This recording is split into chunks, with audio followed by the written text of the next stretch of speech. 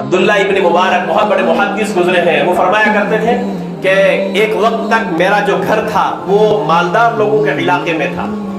जैसे हमारे यहाँ भी एक मिजाज है ना, 4 पैसे आए तो भाई मैं इस मोहल्ले में थोड़ी रह सकता हूँ। यहाँ तो ये गरीब गुलाबा रहते हैं, चलिए किसी ऐसी सोसाइटी में चलते हैं जहाँ हमारे जैसे लोग रहते। अब्दुल्ला इब्न मुबारक बहुत बड़े मुहद्दिस अपने वक्त के, वो फरमाया करते थे जब तक मैं मालदार लोगों के इलाकों में रहा हमेशा शिकवे और शिकायत करता रहा। कभी उसको देखता कि उसके पास ये नियामत है, मेरे पास ये नहीं, तब भी शिकवा। उसको देखा कि उसके बच्चों ने ऐसा कर लिया, मेरे बच्चे नहीं कर सके, शिकवे शिकवे शिकायत ही शिकायत। उसके बाद मेरे दिल ने कहा, मेरे ज़मीर ने कहा तुझे यहाँ नहीं रहना चाहिए। और वहां से हट करके मैं एक आम लोगों की कॉलोनी में चला गया, वहां जाकर के उनके दरमियान रहने लगा। कसम खा करके कहते थे उसके बाद मेरी जुबान पर कभी शिकवा और शिकायत नहीं है।